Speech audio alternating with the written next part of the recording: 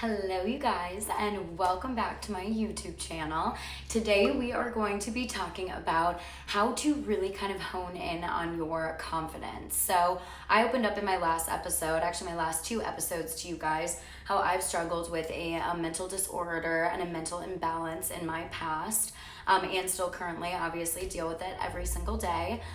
So I wanted the next episode to really be about building that confidence and how to believe in yourself and kind of your perception to other people, to really hone in on how do you feel the best version of yourself. I think this is something that so many people struggle with, and I struggled with for years before I started to really kind of make that a focal point in my life and really wanted to focus my time and energy on it. And this is something, of course, that does not happen overnight. It's something that takes time and focus and energy, but there are really three areas that I think are really important when it comes to your confidence. So the three that I want to go over with you guys today is confidence and power and perception. So how other people perceive you is going to be number one. Number two, it's really confidence and power in terms of a purpose. So how do you show up to the world and how are you treating others and those around you? And then finally, the third one is going to be power and confidence and self-perception. So how you view yourself and kind of how you can control and focus a lot of your thoughts and energy so that you feel like the best version of yourself. So the first one that I wanted to jump into with you guys today is going to be power and perception, or confidence and perception. I think confidence and power kind of go hand in hand, and I don't mean a power in the sense of like a power trip or controlling people, but I mean power in terms of feeling good and having control over your life and your situation. So the first one is perception. So I am a huge podcast nerd, you guys. I listen to a podcast almost every single day. And one of my absolute favorites is the Psychology podcast by Dr. Scott Barry Kaufman. And one of the episodes I was listening to really struck my interest because I think it couldn't be more true. And I think so many people struggle with this idea and honestly don't even really think about it, which plays into a lot of perception and how people view you. So kind of the topic they talked about in the podcast was that you are inside your head, your thoughts, your emotions, how you're perceiving other people, the things that are going on around you, but how you perceive yourself is not at all what other people see of you necessarily. And the thing that I thought was so interesting about that is your thoughts, how you're feeling, what's going through your mind at every second of the day, but no one else around you does. So I think a lot of times we tend to think people have a better understanding of who we are and how we're feeling and what we're thinking, when in reality, people don't. And I think we've gotten into a day and age too where communication has gotten so lost among humans. Again, we're always in our phones, we're texting instead of having conversations, or kind of always sucked into that digital way of thinking. And I think communication is so important when it comes to perception and how people perceive you, just because people don't know what's going on in your head. People don't know the thoughts that you're thinking and the feelings that you have. So I thought this subject of this podcast was so interesting because it really started to kind of break down that how people perceive you is exactly the first indicators that you're giving to them in terms of a physicality, body language, facial expressions. I think that's so important, and it struck my interest because we've all heard of resting bitch face. It's someone who has a very blank stare. They look bitchy because of it, and it's because they're not smiling. That's a very physical perception that someone has of another person, and it's because of what they're reading right off the bat. And this is something that's called fast thinking. So fast thinking is where your brain kind of sorts out all the different things that are happening around you and really narrows down the information it's been given so that it's not overwhelmed and it can make judgments right off the bat. And I think that's so interesting because I think so many people, I walk around every single day and people don't smile at people, or people will ask someone something and they'll just kind of give a brush off the shoulder response. There isn't a lot of engagement or smiling or good conversations with strangers. And I think that's something where, again, what people see of you initially really does affect how they see you as a person and what they judge right off the bat in terms of what kind of person you are.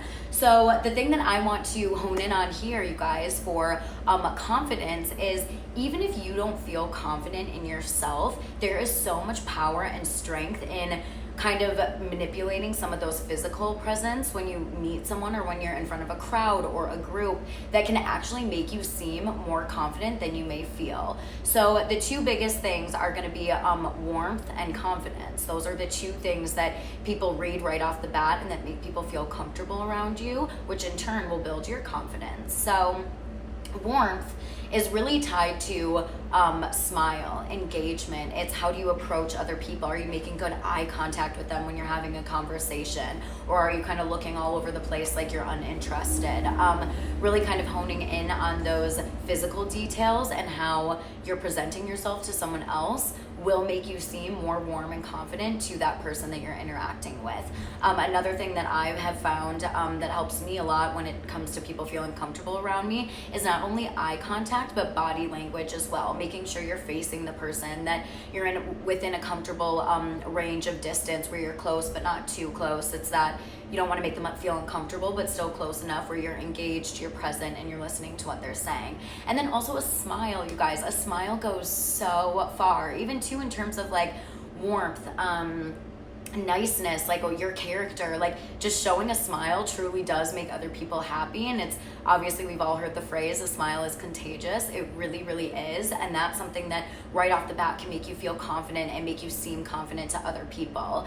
And then again, confidence. I think it's really, even if you don't feel it in your head, even if you're nervous or if you're scared, I think really, again, presenting yourself and focusing on the physical attributes that you are presenting to others will help you gain that confidence along the way. I hate and love this saying at the exact same time, fake it until you make it. I don't ever want someone to be fake, obviously, but in terms of fake it until you make it, there really is this idea and this kind of theory, or I don't want to say theory because people have done testing on it, but there is this idea that if you put yourself out there and the more you do something, even if you're not confident in it, the more and more comfortable you become just out of habit by doing it.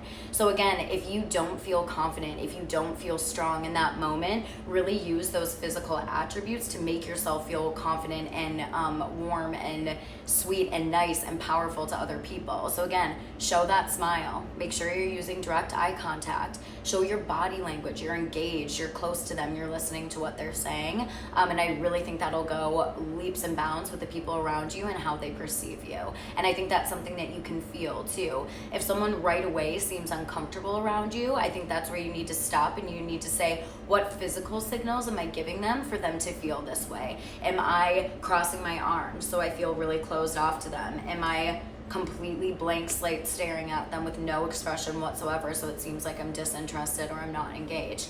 Am I staring around? Am I doing an awful job at eye contact and showing them that again I'm engaged in this conversation? I think that's probably my best tip and trick, is if right away you can feel you're not connecting with someone, even if you feel comfortable around them, they don't know you feel comfortable around them. You need to show them that you feel comfortable around them and that again you're there, you're present, you're confident, and you're ready to show up. So the next one that I wanted to talk about, you guys, when it comes to, again, your confidence and your warmth to other people is purpose. So power or confidence in purpose. Purpose in this context that I'm talking about, it really means how you are showing up to the world. What are you showing up to do every day, and how are you making other people feel?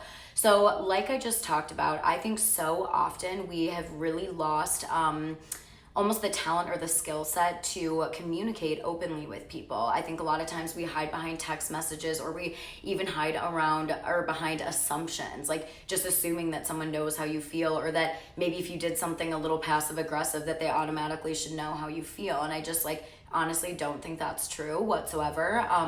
I'm a huge communicator. I'm very overly communicative, sometimes maybe even to a fault. Maybe sometimes I should keep some things to myself, but I would rather show up to the world truly and exactly as I am, and open and honest with other people, so that there are no ifs, ands, or buts about it. I would rather someone know exactly how I'm feeling, so there's no second guessing, there's no drama, there's no misconceptions. That's something that I think is so important. And I think some of the things that come along with purpose and again, building your confidence and building others' confidence in you is what we just talked about, warmth. So that actually stems from caveman times when warmth, it was, can I trust you? Obviously, hunters and gatherers, you had to very quickly analyze, like, am I able to trust this person, or is this person my enemy? So warmth is something where it's your initial trust of someone, and then confidence is the value that surrounds that friendship. So is this someone that I can trust, but not only on top of that, they're confident, they're gonna be there for me, they know what they're doing. It's a valuable friendship on top of that.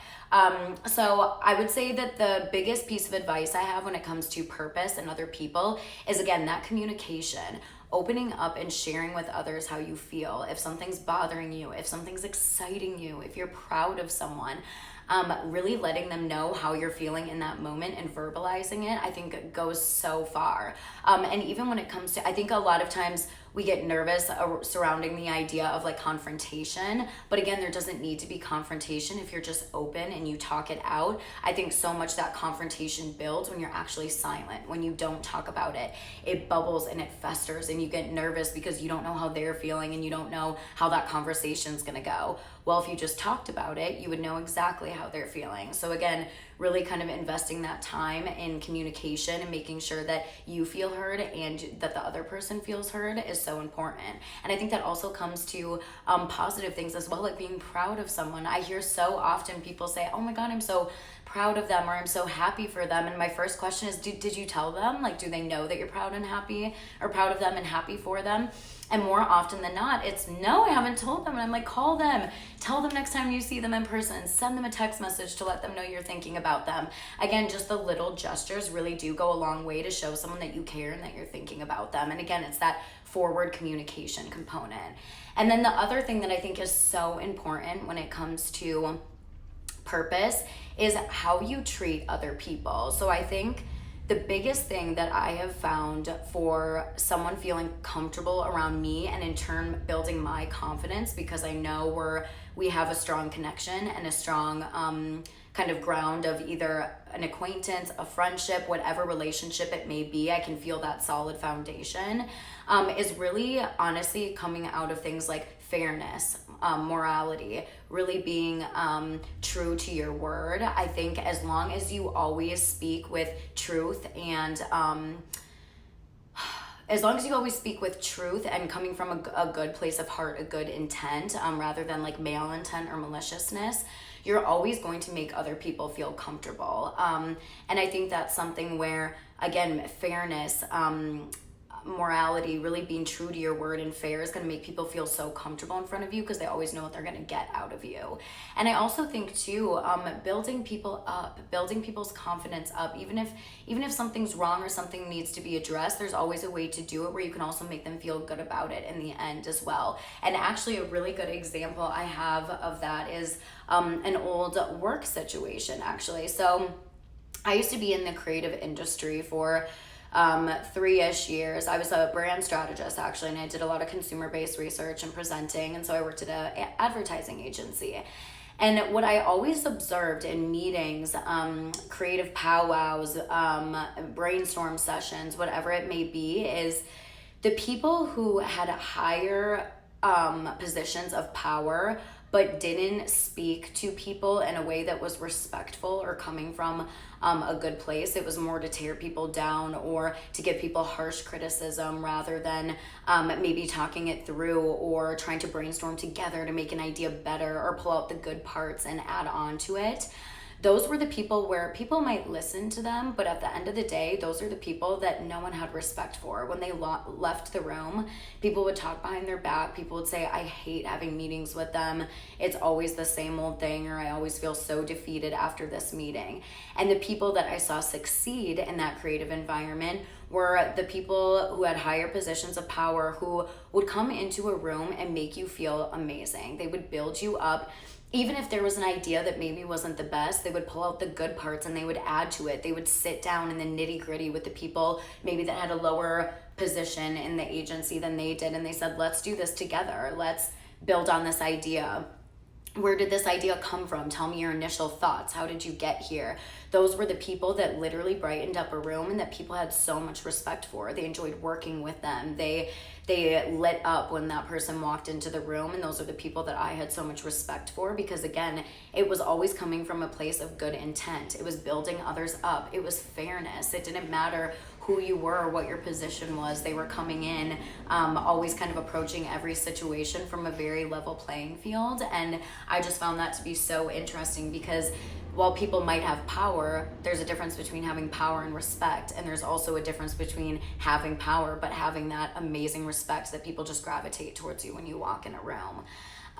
So I would say that's another thing when it comes to purpose, is really your fairness, your intent. Are you building others up? What place is your heart at, and how are you showing up to the world is so important. And then the very last one I wanted to talk about when it comes to purpose is listening. So many people cannot listen these days, and listening is very different than waiting to speak next. And I want to call that out, because I've so many times where I'm having a conversation with someone, and while they're not saying anything and they're looking at me, I can tell they're just waiting to say the thing that they want to say next, rather than like the words that I'm actually saying. So a piece of advice I would have for you guys is take a deep breath and literally just listen. Process what they're saying. Maybe add on to an idea that they just said, or ask them a question to get a deeper understanding of where they're coming from and what they're thinking. I think, again, how people perceive you and how you make people feel builds on top of your confidence so much. When I have a conversation with someone and at the end of it, they're like, Danielle, you are such a good listener. You didn't interrupt me. You didn't say anything that had to do with you. You literally just listened to me, helped me sort through the issue that I'm having, or if it was a good thing, making me feel good about the situation, building me up. It's really kind of breaking down this thought that you always have to have something to say, and it's take a step back and just listen, digest, help them out.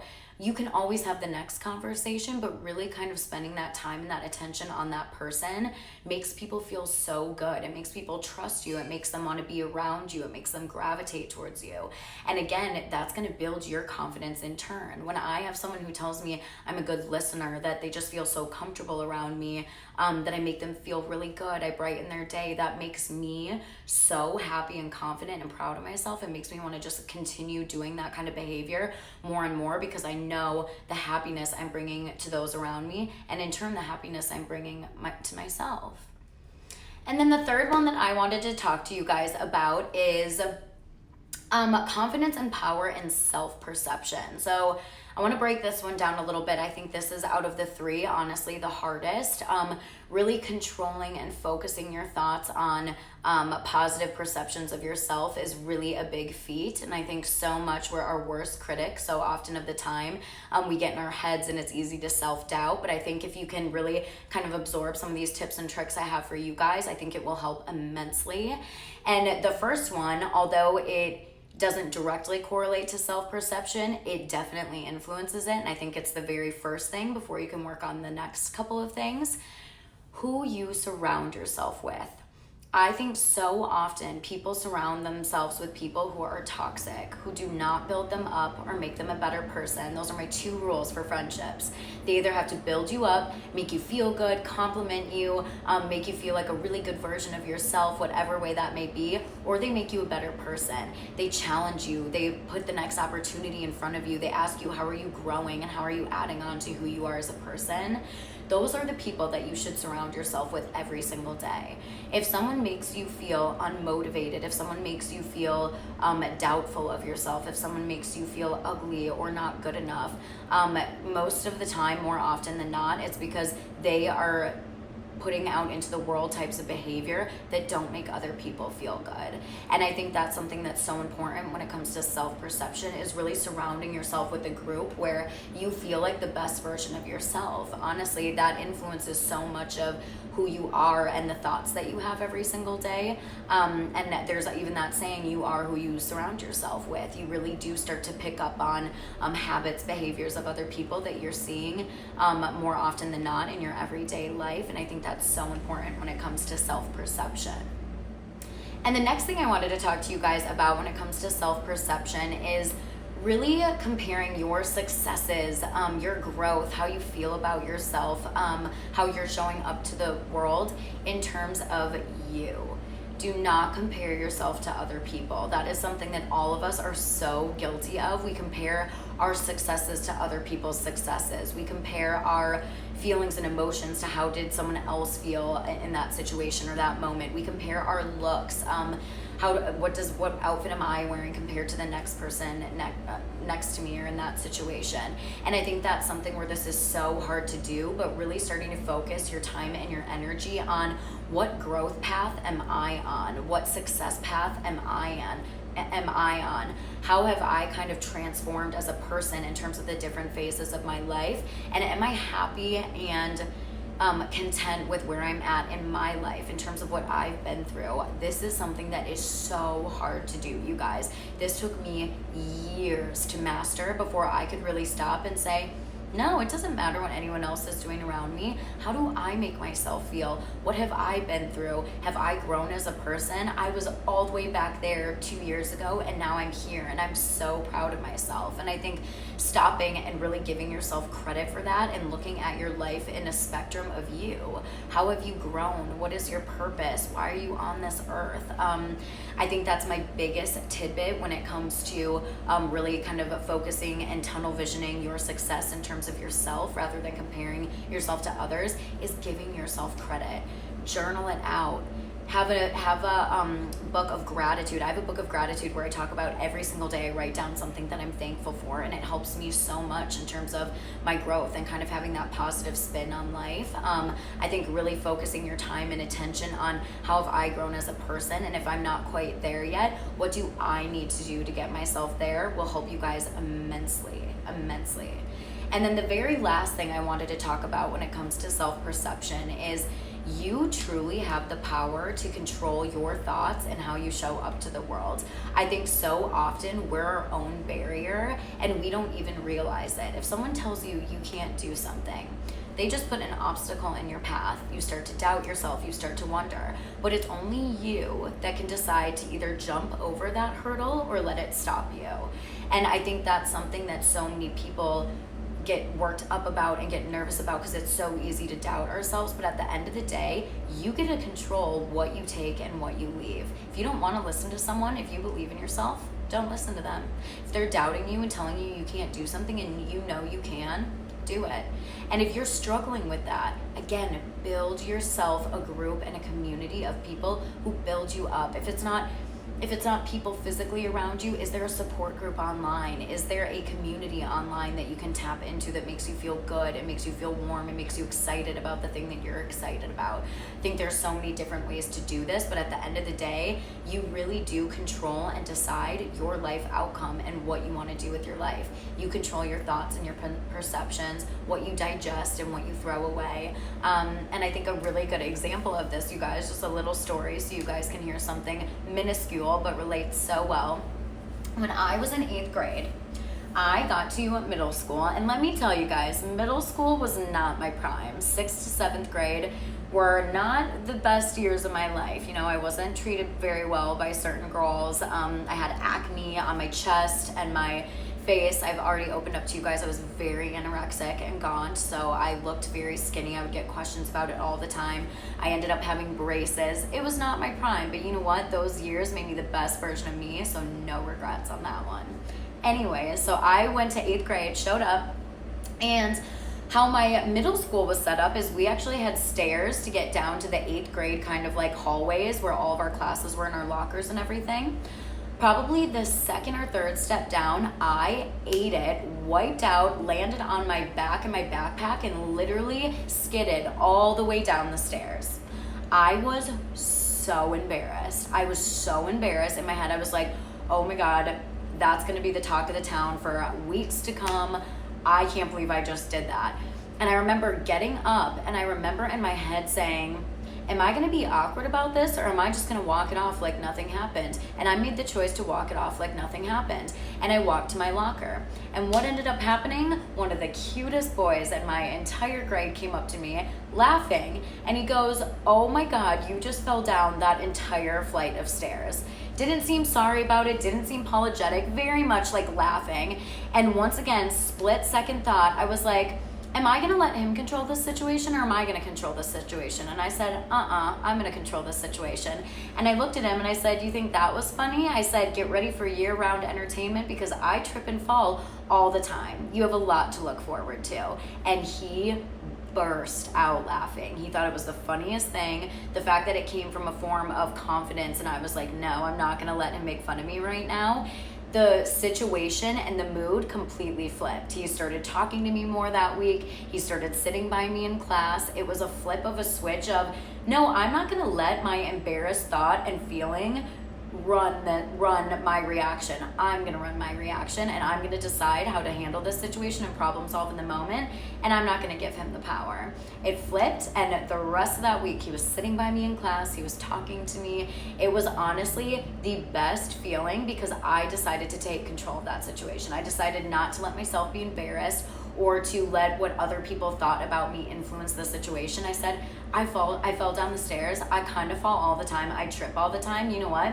I'm gonna own it instead of letting other people own me. So that's just a little example of, you really do always have a thought and a choice of how you can handle situations. So that would be another one of my tidbits, is really just kind of thinking in that situation, how can I take control of this? How can I let my confidence shine through right now? So even if I'm not necessarily thinking or feeling it, I can own the situation and in turn make myself feel more confident. So I hope this was a helpful episode for you guys. I really did just want to broach confidence, because again, I've opened up to you guys so much about my eating disorder and some of the things that I've struggled with in the past, and confidence and building myself up and building others up is something that I'm so passionate about, and that I've spent so many years of my life kind of honing in on and really focusing and directing my energy towards that I hope that these tips were really helpful for you guys, really building that confidence around perception, purpose, and self-perception. So if you guys enjoyed this video, please don't forget to give it a big thumbs up, and please don't forget to smash that subscribe button. It is so hard to get subscribers on YouTube, but it honestly makes or breaks the success of a YouTuber. So I appreciate it so much when you guys do. Taking your time out of your day to support me and build me up honestly means the world. So I will see you guys the next time I film. Have a good day. Mwah.